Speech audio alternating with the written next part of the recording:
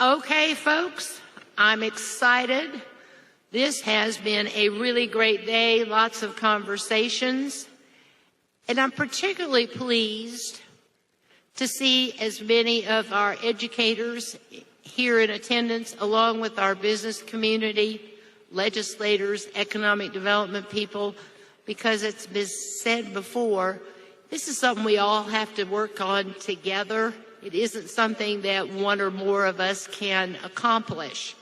But we do have a tremendous opportunity, an exciting opportunity ahead of us, I think. For our very last speaker, I would like to introduce Mr. Bill Daggett, and he is the founder and chairman of the International Center for Leadership in Education and is recognized worldwide for his proven ability to move pre-K to 12 education systems towards more rigorous and relevant skills and knowledge for all students. He's assisted a number of states and as well as countries with their school improvement initiatives, and he has collaborated with education ministries in several countries. He also does a lot of work with the Bill and Melinda Gates Foundation and the National Governors Association. And he serves on several advisory boards, including NASA and the USA Today. I would like to introduce Mr. Bill Daggett. Thank you, Senator. Thank you. Thank you. Thank you, Senator. Good afternoon to everyone. Let's try again. Good afternoon. Okay, 3 statements to begin with. You've been sitting for a long time, and we're a little behind schedule, but I want you to know we're going to end on time. All in favor of that, say aye. Okay, so I'm going to do what I normally do as a person from the Northeast. I'm going to talk fast, but I always talk fast, so it doesn't matter. The other thing I want to tell you is I am never politically correct. Okay, say whatever on my mind, and it usually gets me in trouble. Now you've learned everything you need to know about me. I want to find out something about you. How many in the room have a son or a daughter or a grandchild who is a preteen, a teen, or in their early 20s? Hands way up. Okay, good. For everybody just raised your hands, how many of you hope the person you just raised your hands about sometime in the next decade becomes independent? How many don't want them to be independent? And I'll show you a very sick person. Third question. How many in the room know a recent 4-year college graduate who is now back at home with mom and or dad, made the decision to go to graduate school because they couldn't find meaningful employment, or they're off on their own, but mom and dad are still having to help them financially? Hands way up, not part way up.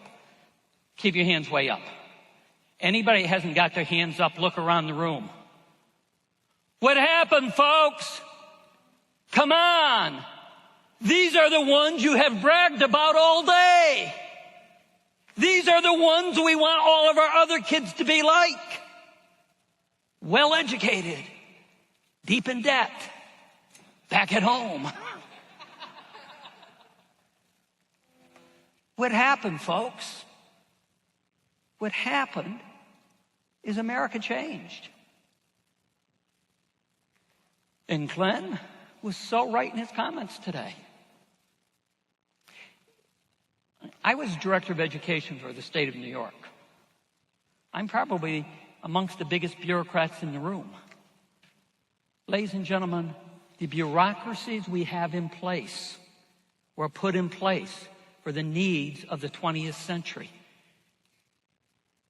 And what we hear all over this country, and I knew very little about what was happening in Arkansas before I arrived this morning, but I listened all day, and you are like every other state in the country. We're struggling with the same issues. And every Everybody knows the bureaucracies are a problem, but their piece of the turf is not to be touched. Ladies and gentlemen, I don't think our schools are failing. I think it's a myth. Here's the problem, however. How do we educate today's kids for tomorrow's world in yesterday's schools? I don't think those schools are failing. I think they're getting better. Do you know that we graduated a higher percentage of 18-year-olds last year than any year in our nation's history? And we did it despite the fact that those kids had more standards to cover. And forgive me, Arkansas, educators in the room, am I right? The state has never seen a standard they do not like. And when in doubt, put it on the list. And we get every teacher on a treadmill that would just keep turning faster and faster and saying, you better cover everything because it might be on the test. The kids had more standards, more tests, and we're graduating more of them. So why is anybody calling for school reform? It's not because of that line. It's because of the line in which all the business people in this world, in this room work. It's that line. The world outside of school is changing 4 to 5 times faster than the rate of change inside of school. And so we have this interesting paradox. Our kids are actually the best educated ever. If you don't believe that, try to take some of the tests these kids now have to take. They're the best educated ever, and simultaneously the worst off. They're the worst off not because we failed at yesterday's schools. They're the worst off because we're trying to improve yesterday's schools. And Joe and Glenn and other on the panel were right. If you're really serious about this issue, it's time for a collective timeout. 7 years ago, I had the privilege to chair a national commission.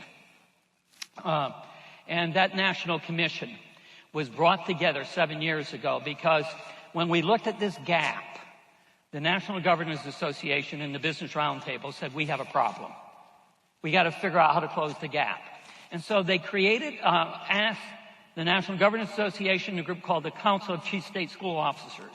Every state in America has either a state director of education, a state superintendent, or a state commissioner.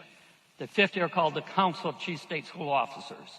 That group and my group were approached by the governors and corporate leaders, and we were asked if we would go out across America and find the schools that did not look like that bottom line, but instead looked like this line. Or ideally, this line. They said, will you go and find the 25 most rapidly improving elementary schools in America, the 25 most rapidly improving middle schools in America, and the 25 most rapidly improving high schools in America at getting their children and the students in those schools college and career ready. And by the way, I want to indicate something. I didn't say highest performing schools. If you want highest performing schools, just begin in the most affluent communities. These are schools that 5 years earlier had been in the bottom 10% of their state, now in the top 10%. And they said, go find them. That's out of 47,000 school buildings, find the 25. We went and found them. The Gates Foundation gave us a lot of resources. We dug under the covers to try to find what they did differently. And what I'm going to show you very briefly this afternoon is what we found, because I think it's what you need to go back home with. You need to go back home with some very specific actions. Because basically what they found is that the communities, the faculty, the parents, the students went through 3 stages. They spent a lot of time talking about why we need to change. We spent the day today talking about why we need to change. But forgive me, folks, if I went into a local school district, we haven't talked to the teachers about why the schools need to change. We haven't told the parents why they need to change. What happens is every 3 or 4 years, we have a new solution that we lay on them, and we keep jumping to how. Did anybody in the room, any of you working in schools way back in 1983? Anybody know what report came out that year? The Nation at Risk. Anybody in the room ever hear of No Child Left Behind? Anybody hear of Common Core state standards? Every few years, there's a new solution we lay on the schools. But until people have a deeper understanding of why we need to change and what we need to change, that I think you collectively in this room understand, until they have that understanding, the new solution is the most recent enemy. Because people don't want their turf messed with. And so I'm going to take you through some information. I'm going to take you to 3 recommendations at the end. I'm going to tell you what those recommendations are first, take you through some information, and come back to the 3 recommendations. Turn it back to Randy to close the session. Recommendation number 1. You cannot and you will not solve the problem you've been here today to talk about until you create a culture that will support change. Therefore, I'm actually going to role play for you what I think you need to do back home. I'm also going to give you my PowerPoint from this presentation as I role play it. And then I'm going to send you a website where the slides are backed up by actual notes. You need to start an awareness with parents, students, and teachers. If you don't change those 3 groups' minds, you'll never solve this problem. Number 2, then you're going to need to do a deep needs assessment. Where are we versus where do we need to go? Once you get people agreeing to the problem, what's the difference between where we are, where we need to go? And then finally, you're going to have deep professional development. Because you've got to ask your teachers to do things they were never trained to do. So let's begin. Creating the culture. Again, I'm going to role play it. Just so you know, I would always, if I were you, and you're going to do something with all the faculty, how many K-12 administrators do we have in the audience? K-12 administrators. Okay. How many K-12 teachers? Any? Okay. How many higher ed administrators? How many business leaders? How many people from economic development? Okay, if you're going to do something in the back local schools, begin with the questions I began with, and also begin with this storyline that our schools are not failing. So you don't put people on the defensive. With that in mind, let me begin how I suggest you need to do this. You need to run these with your faculty. You need to run it then with the parents. Don't do it to the parents before you do it to the faculty, or the faculty will feel you set them up. Let them discover the problem first. So why do we need to change? Folks, Joe said it repeatedly. Glenn said it. Ted said it this morning. Randy, you said it in the opening comments this morning. Culture trumps strategy. I'm not politically correct. 3 or 4 superintendents in the room know me. We've talked during the day today. Ladies and gentlemen, your state does not yet have a culture that supports at the teacher, parent, and student level what you're here talking about. They still believe the purpose of school is something different than you do. What's a 5th grade teacher supposed to be getting kids ready for? If they're teaching 5th grade math, what's the purpose? Get them ready for what? 6th grade. What's a 6th grade teacher supposed to get them ready for? 7th. So the purpose of elementary school in Arkansas is to get kids ready for middle school. Purpose of middle school is to get them ready for what? High school. A purpose of high school is to get them ready for college. Until I'm going to show you in a few minutes, they all fall off the educational ladder. Ladies and gentlemen, if you try to change schools before you create the culture, you're going to be the cat in this picture. And those German shepherds are going to be all the gatekeepers. In fact, I wonder if any of you could put a human face right on that dog right there. So why do we need to change? That's the reason. Anybody have a question? What is this? Not long ago, I had a chance to address a group of the nation's governors, and it was about K-12 reform. And I was totally puzzled who they asked to be the other speaker. A lady I got a lot of respect for, but I said, what's she know about K-12 education? And it was Dr. Condoleezza Rice. Now, Condi's a brilliant woman, but what'd she know about K-12 until she began? And that's her opening slide. 70% of young people in this country are no longer eligible for the military. And it used to be our fallback position. 70% cannot go to the military. They cannot go to the military because you got to meet 5 requirements now to go to the military. You now have to be a high school graduate. With very, very, very few exceptions will they take the GED anymore. And 30% of our kids are not graduating from high school. After being a high school graduate, you now have to pass an academic admission test. An academic admission test. You never used to have to pass a test, an academic test. The test has always been there, but it used to be used as a placement exam.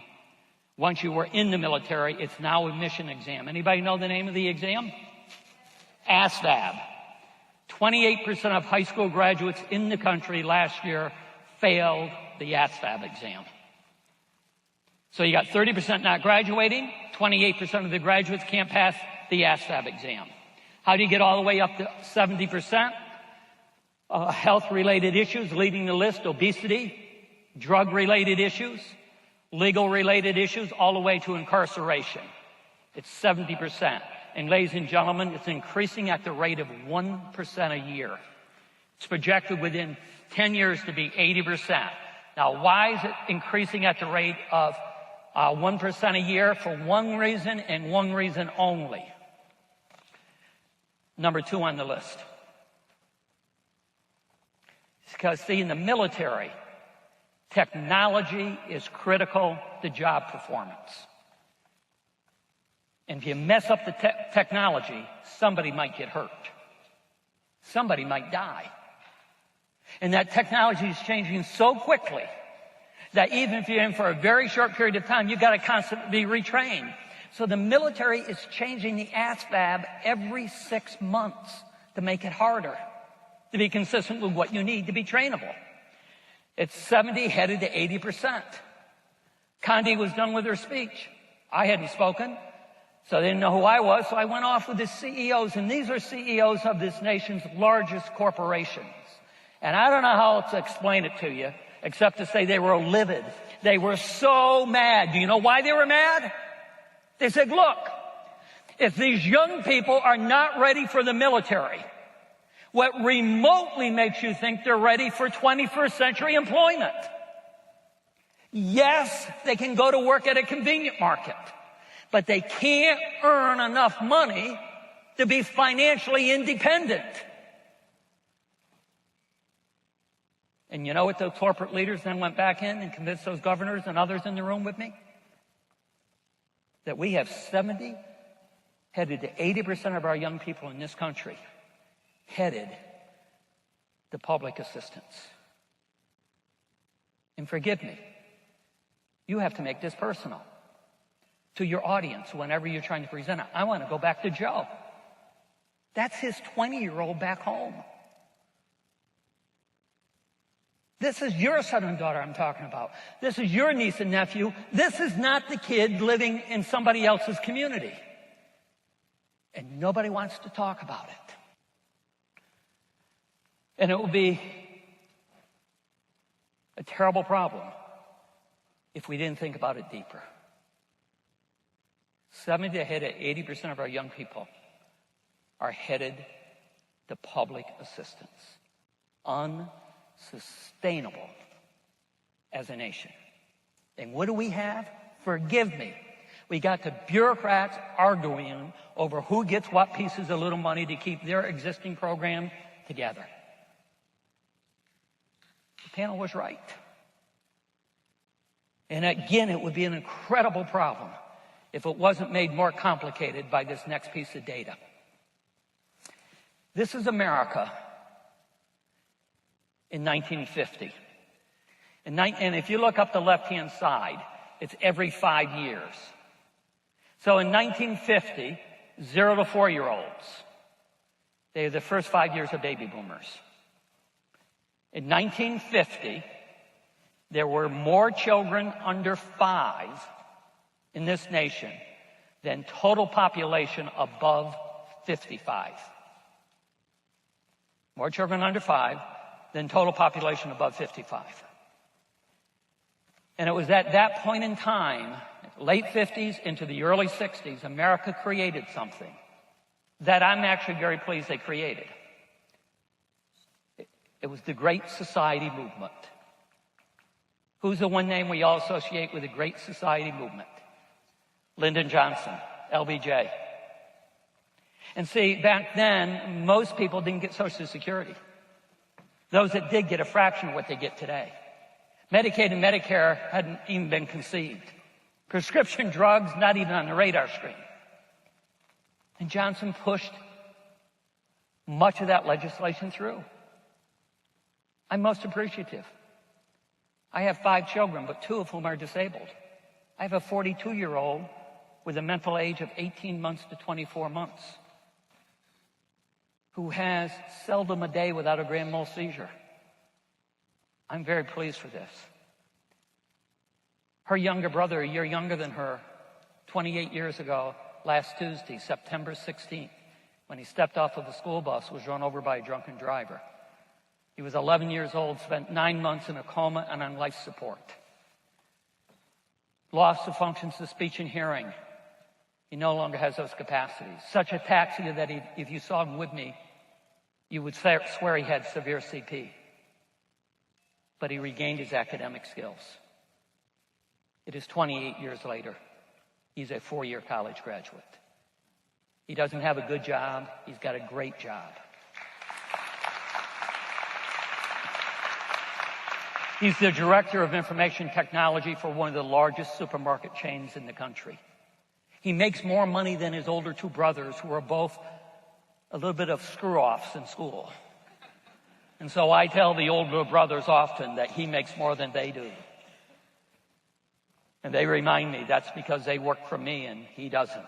I have a daughter who scored a perfect 1600 on her SATs. Can anybody in the room tell me how any school in Arkansas could take those 5 kids from one family, intact parents, and think that you could teach them the same amount of stuff in the same school day, same school year? But that's exactly what you're trying to do, because we do have an industrial bell schedule and an agrarian calendar. And while we talk about changing schools, can't change any of this kind of stuff. Let me keep going. 1950, more children under 5 than over 55. So we could pass legislation. My dad's 95, almost 96, living alone. Thank God for Social Security, Medicaid, and Medicare for my family. But you know what my family figured out? Taking care of the disabled, taking care of the elderly is expensive. It's time consuming. And you can't do it if you don't have economic success. You know what every state in the country is figuring out? Same thing. But you can't have economic success if you don't have relevant academic success. And so whether you're an advocate for equity or excellence, ladies and gentlemen, you end up in the same place. Because see, what happened is 2 things changed. We began to live longer. In 1950, 1960, you died shortly after retirement. Now we live a lot longer. Forgive me. Look around the room. How many in this room will either be retired or dead in 10 years? Let me ask you, what are you going to become an advocate for? The schools or maintaining support for senior citizens? Interesting problem. We had another problem. Not only do we live a lot longer, birth control, 1950s, 60s, look at the top. For every 1,000 women of childbearing age, we had 120 births. We're now down to 60. And so we went from a nation, I want you to think about these numbers.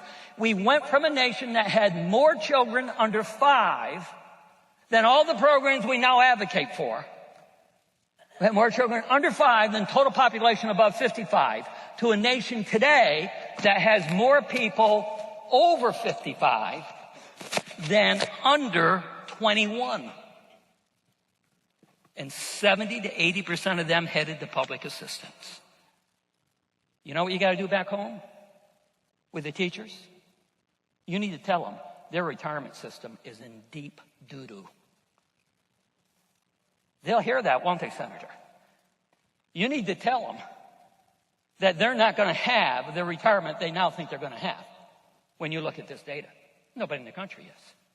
You got to make it personal. You got to tell them, do they really want their kids back home? Ladies and gentlemen, we have an incredible problem. And that is why 50 out of 50 states, whether they accepted Common Core or didn't accept Common Core, 50 out of 50 states have moved to new terminology. Under their standards, they're saying college and career ready. They're not saying or. They're saying and. Ladies and gentlemen, you can't come here, think about what you want to have K-12 do if you don't first recognize what they are mandated to do.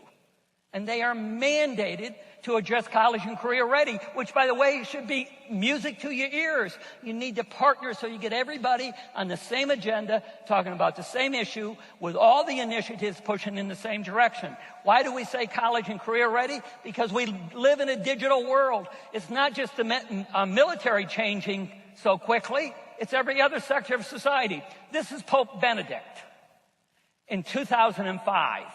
Can anybody tell me what's happening way down in that bottom corner? What is that person in the bottom right-hand corner doing? Can anybody tell me? Yell out. Taking a picture with what? A phone. It was an anomaly in 2005. Let me show you Pope Francis.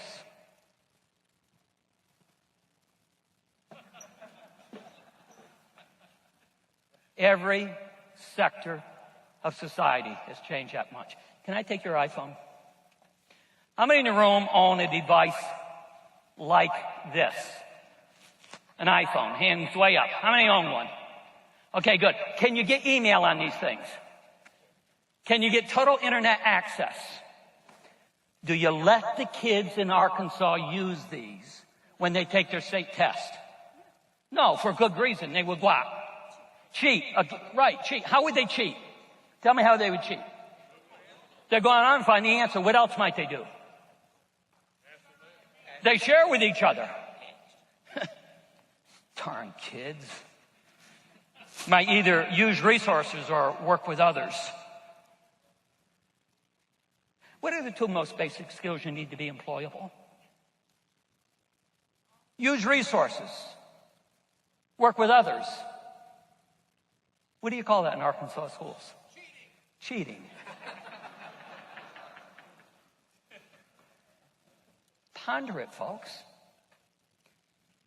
Are you asking every new piece of technology, every new breakthrough, to conform to how we taught and delivered instruction in the 20th century? I suggest to you, you are. And why? Because nobody in the system thinks the system is the problem. It's the parents. I talk to K-12 people all the time. It's the parents. And it's the business community who don't understand unrealistic expectation and greedy. Business community, you know whose it is. It's the parents and the kids and those teachers. Parents know who it is. It's the schools. It's the business community. Culture trumps strategy. I'm not politically correct. I'm here to tell you as the outsider, you haven't created the culture where you have everybody on the same page. Until you do, you're going to have these meetings over and over and over. Let me keep going. ACT did a survey last spring. Nationwide.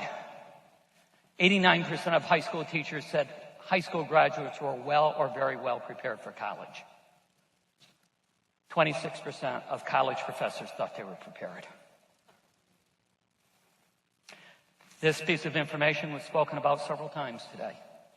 51.7% of our kids in our two-year colleges are in remediation.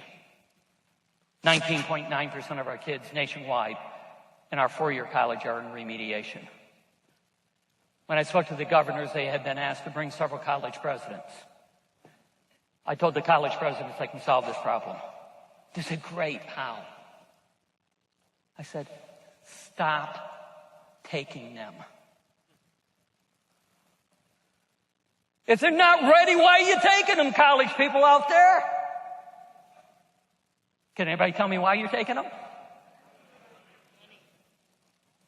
So the institution needs trump the agenda you're here to talk about. Let me keep going.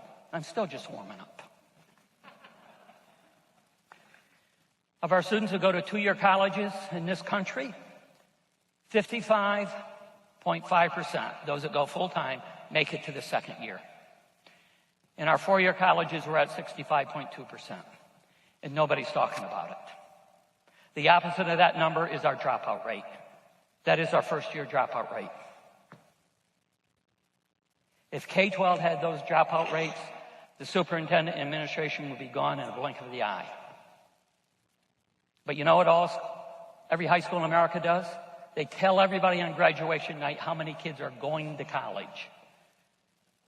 I want you to work with the schools to begin to report out how many that go to college ever complete college.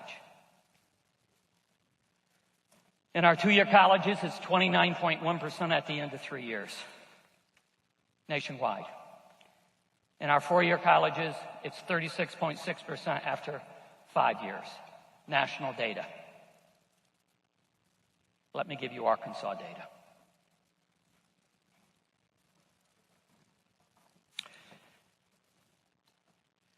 Those bars represent every state in America.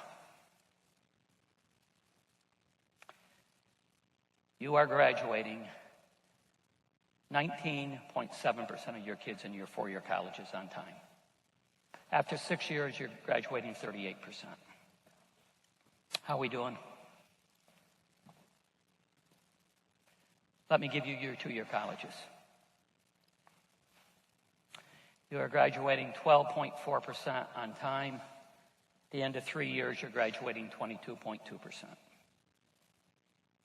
I want every school in your state to begin to report that data out, not simply tell how many are going to college. Because think about what we told the fifth grade teacher. Your job is to get the kids ready for what? Sixth grade. Elementary school, get them ready for middle school. Middle school, get them ready for high school. High school, get them ready for college. And again, how many knew a recent college graduate back at home with mom and or dad? I'm sorry, folks. It's a broken system. But we're all products of it. And the real problem is trying to have our educators understand that because, look, most educators, when they were students in school, they liked school. They liked school so much, they went to college to major in school. So that when they graduated from college, they could return to school to do to others what had been done to them. And everybody around them is the same. Got to change the paradigm. And then we look at the cost. Ted hit a little bit of this cost this morning. The cost of higher education has been twice the rate of inflation in this country for the last 17 years. That's tuition and fees. Ted also gave you the other data. The average college leaver this past year left school $35,200 in debt. $35,200 in debt. I don't know your state. I know my home state. I'm from New York, upstate New York. I want to be clear about that. Okay, there is a difference. 11 kids in my high school graduating class. I was in the top 10. In New York State, for those under the age of 40, total college loans exceed the total of all home mortgages and credit cards combined for the same age group.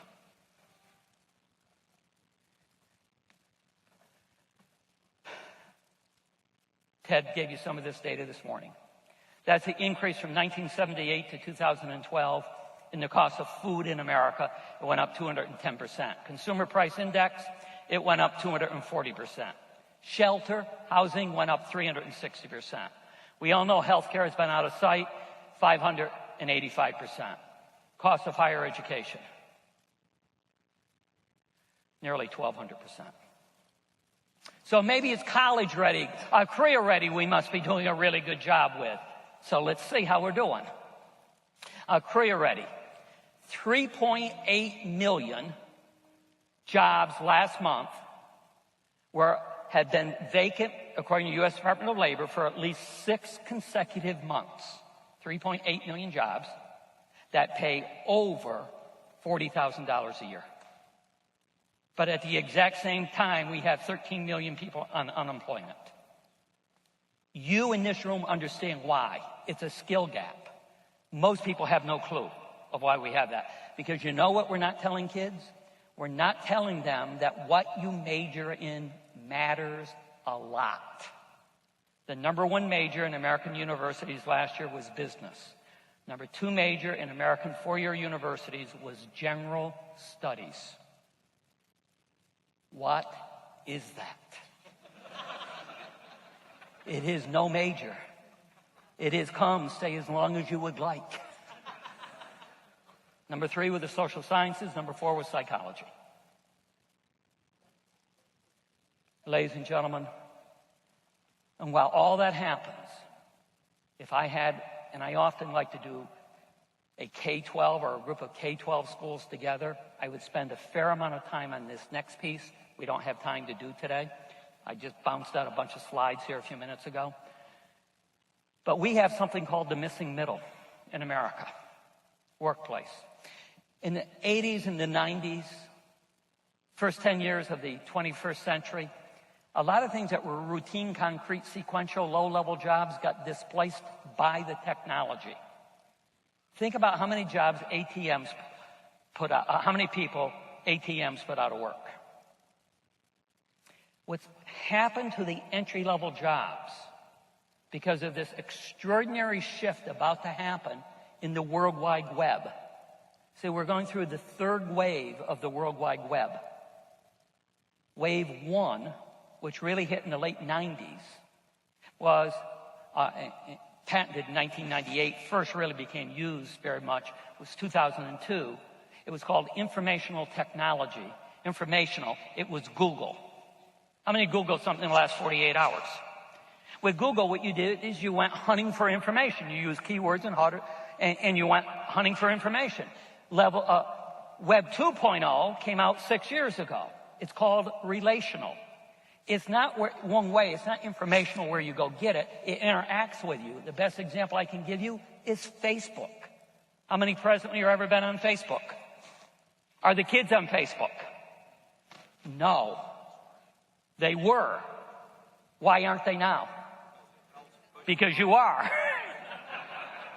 They're on Instagram and other technology, but it's very interactive. What's about to happen is called anticipatory 3.0 web. And over the next 12 months, Google it if you want more information, or remember I told you I'm going to give you my PowerPoint slides. In a moment, I'm going to ask you to make a list of things you want. If you would like an article about how fundamentally anticipatory 3.0 web will change the workplace, just write anticipatory 3.0 web somewhere on the front of that yellow sheet, and my staff will send you this article. But what that is, it's deep data mining, and it's artificial intelligence. The best example I can give you is Google again. When you now go to Google and you Google something, do you get an ad? How many have gotten an ad recently? Does he get the same ads as her? How come? Because they know what you have Googled. They also know what you have bought online. They also know what you have talked about in your emails. They also know that who you have emailed to, what they have bought, what they have Googled. And they target the ad to you. Is it quick and instant? On a scale of 1 to 100, what I just described is about a 1. or where this thing is going over the next 12 to 24 months. Because here's the bigger question. If they've got that information, who else may have it? And I'm not talking about government conspiracies here. I'm talking about Google Mark Cuban in the interview he gave just last week. Multiple apps that you'll be able to buy for as little as $2.99 will harvest that information for you. And who's it going to put out of work? See, anything that is routine, concrete, sequential, anything that you can write an algorithm for, the anticipatory 3.0 web can do instantly better than you can. And so what do we have? Your 4 sectors of the economy are 4 of the key sectors that are going to remain in the middle class. Because let me show you what's going to leave the middle class. It's a report by the Department of Labor. And again, Ted this morning put some of these up. 99% job loss projected in the next 5 years in telemarketers. Makes everybody happy. Until you realize what's happening. And what is it? They're going to have the same stuff that Google's got. And they're going to be able to call you and know what you've bought, what you've talked about online, what your friends are buying. Be it with a voice synthesizer, have it sound just like an Arkansas accent rather than an upstate New York accent. And you're going to be thinking you're talking to your friend from next door. It just won't be a person. Administrative secretarial positions projected to decline by 96%. Accountants and auditors, and I know we must have some in the audience.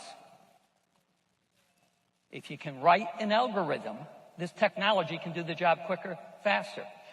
Law clerks. I know we had a bunch of them with law degrees in the audience. These jobs are about to have happened to them what the entry-level jobs had happen. Technical writers. You might say, how could that be? How many in the room have heard of Wolfram Alpha? Show of hands. Everybody, some of you know Wolfram Alpha. It's $2.99. It's going to replace Google.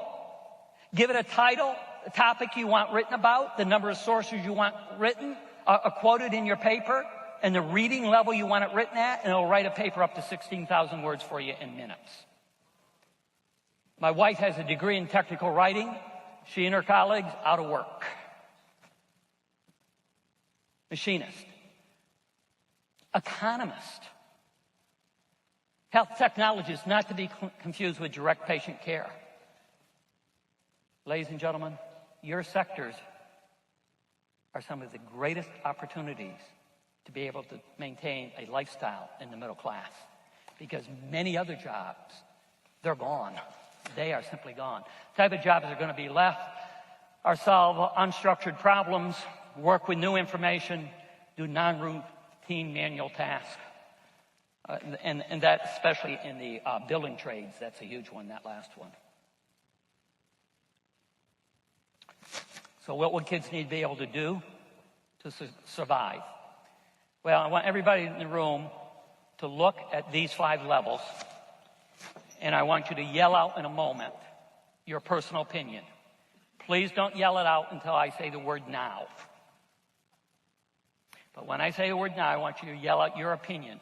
It's okay to be different than the person sitting next to you. What 2 numbers on this chart will kids need to be able to work at in order to become independent as adults? Is it 1 and 2, or is it 4 and 5? Everybody got the question? Yell out your answer now. 3 and 5. Okay. Somebody said 3 and 5. Most said 4 and 5. Let me take you deeper. We've done under contract a detailed analysis of your state testing program. What 2 numbers on this chart is nearly every question on every test in every discipline. 1 and 2. In a world that requires what? 4 and 5. Ladies and gentlemen, the new standards in the new tests are going to require kids to function at 4 and 5. And you know what's going to happen? Tons of kids who historically did really well in school, because school was all about 1 and 2, aren't going to do so well. And their parents are going to go crazy. And you're going to have a backlash.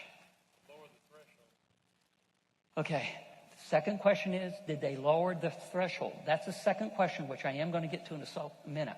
But the first thing is, we've got to teach kids 4 and 5. And so when we went and watched the nation's most rapidly improving schools, remember 25 most rapidly improving schools, guess what we found? They cut across 23 different states. None of them had never met each other. Guess what 23 of the 25 had done? Eliminated department chair people. You know why? Ultimate gatekeepers to the past. Keeping everything in 1 and 2 nicely isolated. What did they do instead? They created interdisciplinary department chair people. They took a math teacher, and a science teacher, and a social studies teacher, a career tech ed teacher, put them in a team together, give them the same group of kids all day long, and give the team a common planning period. And suddenly what's taught first period relates to second relates to third. And guess what happened to the test scores? They went up. Graduation rates went up. But you can't do it if you don't retrain your teachers. Go suggest that to your K-12 teachers, and you're going to be the cat that I showed you a half an hour ago. Until you create the culture first. Ladies and gentlemen, I have over 100 examples of things like department chair people being eliminated I can give you. None of them are going to work until you have a culture that says we need to do things differently. If you think about academic rigor, and put it up the left-hand side of this chart, and across the bottom, relevance. So A is low-level knowledge with no application. B is low-level knowledge with a lot of real-world application. C, very sophisticated knowledge without much real-world application. D, rigor and relevance. College prep, historically, has been from A to C. Career and tech ed has been from A to B. See, career and tech ed is a good thing, but it prepares you for a job, not necessarily for a career. Nor does college prep necessarily prepare you for a career. What do you got to do? You got to get to D. Academic rigor and relevance. The problem is your rules, your regulations, your certifications, your tenures, your contracts, your bell schedules were totally designed to keep everybody in A, B, and C. You have a horrendous organizational challenge in front of you. Until people believe you got to change, they'll take you on with every issue you have. And so the new standards, they're more rigorous. I'll show you why in a moment. The bigger issue is the new assessments your kids are going to get this year. The new assessments are quadrant D. They're all application-based questions. And your failure rate is going to climb dramatically. And you better let parents and the public and the media know ahead of time that's going to happen. But why it's okay that it happens. Because we've got to begin to get kids towards a standard that they ultimately will need once they leave school. But you're going to have every institutional resistance to it. Final piece, just so you know, on this, it's not just the new state tests that are changing. The SATs, ACTs, and APs are all changing next year. The quadrant D test. And you're regulated, certified, tenured, and contracted in A, B, and C. Final piece I'll close with and then give you the 3 recommendations. Turn it back to Randy to close. Is reading important, yes or no? A little or a lot? Okay, I'm going to do something. I'm going to ask you to yell the answers back. You've been sitting a long time. I want to do it quickly, okay? But I'll tell you where you can get the entire report. Remember, I'm going to give you my PowerPoint if you want it. Give you the notes behind the slides. There'll be a lot of notes behind this slide. This study has been done 3 times over 12 years. How many times, class? How many years? First time 12 years ago, second time 6 years ago, last time last year. They use this 2,000-point scale for academic rigor in reading. I won't go through it all. It's called the Lexile Framework. But they went to 75 high schools in America, at least one from every state in the country. And that's where the reading requirements were in grades 11 and 12, English language arts. 11 and 12 grade English language arts, that's what kids had to read. They followed those kids to college, looked at their freshman and sophomore year. English lit, that's where it falls. Doesn't tell you a lot, except the kid's going to college, reads at a little bit higher level than the kid in high school, which you would expect. Now remind me, what discipline was the first column? English language arts. What grades? 11 and 12. The third column. Exact same 75 high schools, but all other 11th and 12th grade English language arts classrooms. And this is where they fell. In every high school we've looked at in America, the English language arts departments have the lowest reading requirements. And why is that a problem? Because in the state of Arkansas, you use English language arts to teach reading. What discipline do you think had the highest reading requirements? Every high school we looked at. Math is third. Science is second. Science used to be first. Number one is career and tech ed. You know why? They got to read a manual. And how many of you have still got your clock in your car off by 1 hour? Followed the kids to college, freshman, sophomore year, other than English lit. The military, already gave you Condi Rice's data. Military's pretty high. Bar isn't too long because they're so prescriptive. Next column asks 100 parents in each of 75 communities, 7,500 parents nationwide of teenagers, what the kids needed to read to become independent. Remember, you all wanted your kids to be independent? What did they give us? Contracts, insurance information, loan applications. That's where it falls. As the 10 largest employers in each of 75 communities, 750 employers nationwide. What do you want entry-level workers to read? Entry-level. And that's where it fell. Please compare the last three columns to the first column. Finally, the SATs, ACTs, and advanced placement. Lower than entry-level jobs. Lower than the military. Lower than personal use. And it's your definition of excellence. Study is done 3 times. 12 years ago, the first study. 12 years ago, the last column was in the same place. It's never moved in 12 years. Most important statement of the afternoon. 12 years ago, last column, the same place. 12 years ago was the highest column on the chart. What happened? The rest of the world passed us by. As if we were standing still. Why? Because 5th grade is supposed to get ready for 6th grade. Elementary, getting ready for middle school, high school, college. And while that happened, I'm just going to go by these slides. I have, and it will be in the materials you get, I have the breakdown, but I'm not going to take time to go over it by your 4 major clusters that you are discussing here. But I do need to give you this. This is every state in America. The only way you can compare across states how well a state is doing at the present time is NAEP. It's called National Assessment of Educational Progress. That bar you see going across all those little lines, it's every state in America. And it is their cut point that they use to define proficiency in their state that relates to a NAEP score. And it's a linear score. So if you look at the right, Massachusetts in 4th grade reading has the highest reading requirements in the nation. Tennessee's got the lowest. Arkansas, you're smack dab in the middle. The number you see in red, Arkansas 200, is from 2 years ago.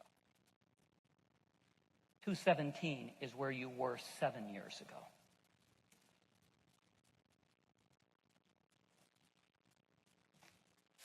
Your state slowly, systematically, over a decade, lowered its definition of proficiency every year.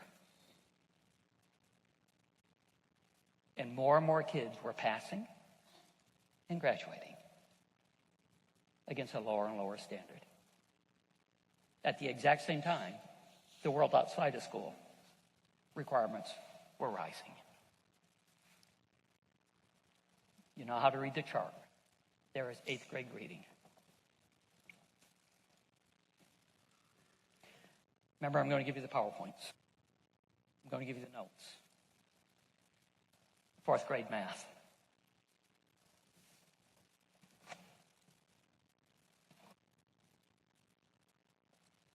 Eighth grade math. There is no set of data that my office has asked more for than this. And we didn't do this. This is NAEP data. By major corporations looking to locate in a state. Have I got your attention yet? And of course, I'm going to fly by these. Okay. Whoops, let me go back one. Ladies and gentlemen, you want to change your schools? Change your report cards. Go back and have a report card that actually shows where the kid is every 10 weeks in reading in comparison to all the data I have. That's what high-performing schools did. You know what else they did? You talked a lot about these issues earlier. They changed their report cards. They developed rubrics to evaluate these and put it on the report cards. What you report is what you value. You're reporting a state test score that has a lower and lower cut point every year.